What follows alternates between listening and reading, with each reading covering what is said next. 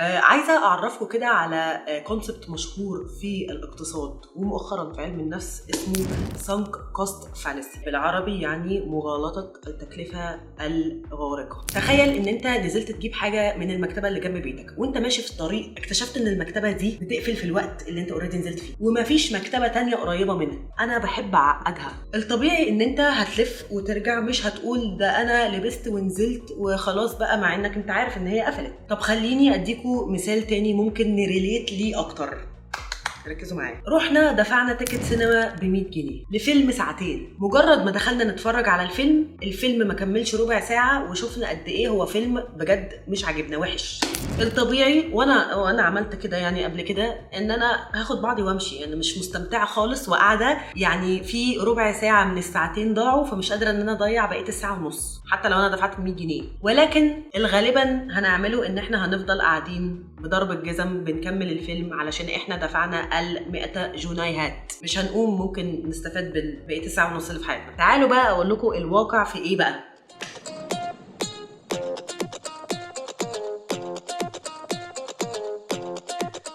الواقع يعني هننزل بالارض لتحت الارض. let's say ان انت في كارير بقالك سنين، وكل ما الوقت بيعدي اكتر كل ما بتتاكد من جواك ان ده مش احلى شغل ليك، او مش الشغل اللي مقلك، او مش ده الحاجه اللي انت شايف نفسك فيها، ولا حاجه جايبه همها. من الاخر انت هتبقى مبسوط اكتر لو انت رحت مكان تاني او عملت الشغلانه اللي انت بتحبها. دي بيرسونال اكسبيرينس رهيبه. قبل اي حاجه يا جماعه انا مش جايه يعني اشجع على اي حاجه ضد الرأي العام، أنا بس بقول حاجة كلنا بنمر بيها بجد. طبيعي احنا هنقعد مع نفسنا ونقول لا ده أنا دخلت الكلية دي مش عارفة 3-4 سنين ولا 5-6 سنين، وتخرجت بالشهادة الفلانية اللي أنا دخلت بيها الكلية اللي أنا أصلا ما كنتش بحبها، وبقالي كام سنة غيرهم برضو شغال في نفس المجال، فأكيد مش هرمي السنين والمجهود ده في الزبالة. مع إن على فكرة أنت ما بترميش أي حاجة في الزبالة، وهقول لكم ليه. الوقت والفلوس والمجهود وأي ريسورسز أنت استعملتها ده اللي بيسمى السانك كوست، يعني تكلفة خلاص اتدفعت.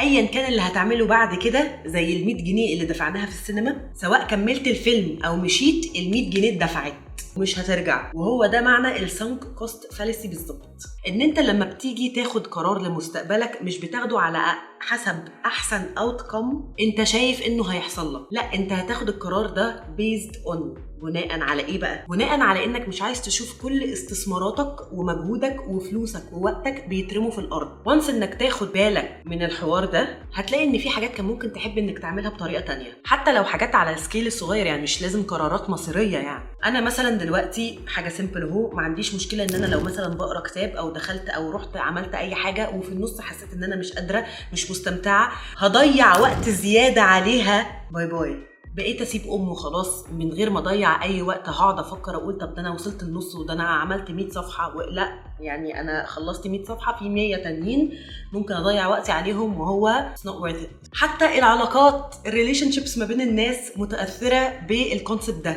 بجد. نعرف كابلز مرتبطين ومش مبسوطين، واللي مقعدهم اصل احنا بقالنا سنين مع بعض. بقالك سنين يا اختي ليه؟ بقالك سنين يا اخويا ليه؟ هيقولوا اصل استثمرنا وقت ومشاعر. انا معاك على فكره، انا مش ضدكم، بس انا جاي انصحكم. دافع الخوف من الخساره يعني هو ده التريجر، هو ده اللي بيبقى اقوى من اي حاجه، وهو ده اللي بيغمي عينينا عن اي حاجه كويسه وعن اي حاجه ممكن نلحق بيها نفسنا. بنضيع قصادها فرصه علاقه احسن كان ممكن تبقى موجوده، بنضيع قصادها فرصه شغل احلى واحسن كان ممكن تبقى موجوده.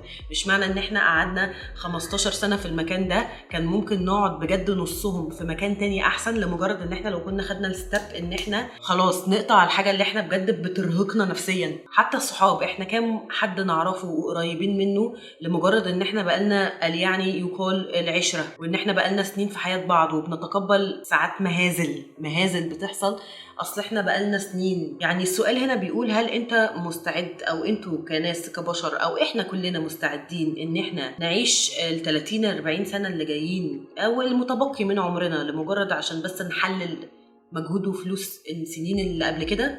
انا مش مقتنعه بالمبدأ ده تماما الصراحه. انا عارفه ان في ناس هتبقى ضدي وانا ما عنديش مشكله، بس انا بيرسونلي مش مقتنعه، لان انا احسن قرارات خدتها في حياتي لما قطعت الحاجات اللي انا مش مرتاحه لها. احسن قرارات خدتها في حياتي لما مشيت من اماكن ما كانتش بتسيرف مي ويل. احسن قرارات خدتها في حياتي ومخلياني عايشه العيشه الحلوه سواء كان معنويا او ماديا ان انا قطعت كل حاجه انا بجد مش شايفه لها اهميه، حتى لو انا قعدت فيها سنين ايا كان هي ايه. بجد سبحان الله، دافع الخوف عند الانسان اقوى بكتير من دافع الرغبه في التحسن. وعلى فكره في اندستريز كتير عارفه الموضوع ده وبتستغله، في شركات كتير قوي بتلعب على نفسيات الناس بالاسلوب ده. عايزه اهايلايت حاجه مهمه قوي. انا والله مش جايه اقول كويت من اي حاجه ما بقتش ممتعه، او سيب اللي بتعمله، او اعمل كارير شيفت او لا خالص، عشان في حاجات كتير قوي مش هتتحقق، وفي قرارات كتير مش هتتاخد الا لو انت عندك صبر.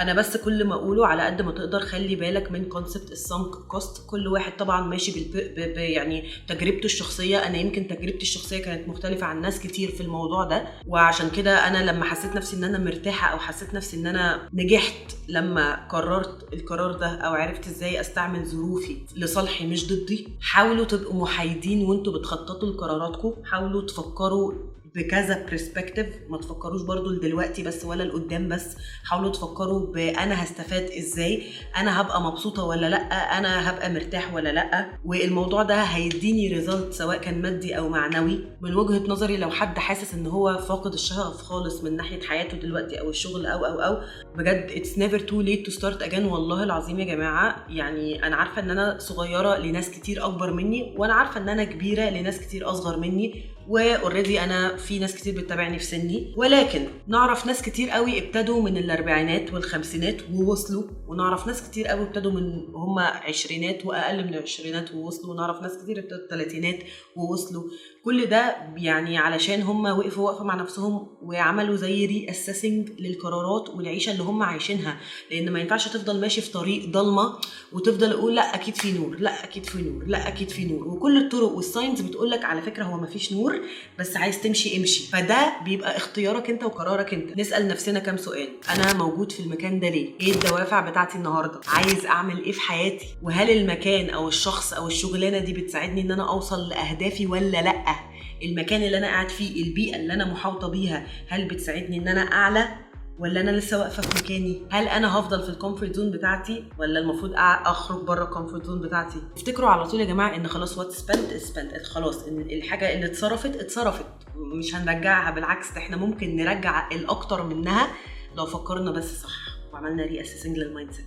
مش سبب فاليد خالص ان انت تخش بالعربيه بتاعتك في حيطه لمجرد ان الحيطه دي هو ده اخر الطريق اللي انت ماشي فيه بقالك كتير. قولوا لي رايكم في الموضوع، ولو حد، عشان انا عارفه كويس جدا في ناس بتريليت للموضوع ده، لو حد فكر بنفس تفكيري وخد قرار في حياته بليز يكتب لي، عشان انا بجد بحس ان انا فخوره قوي لما حد بيجي يقول لي انا كان بقالي كتير او سنين في حته بس انا خلاص خدت القرار وحاسه ان انا احسن دلوقتي. ناس كتير قوي بيقولوا لي كده، وفعلا انا بتبسط من جوايا. يا رب يومكم يكون تحفه.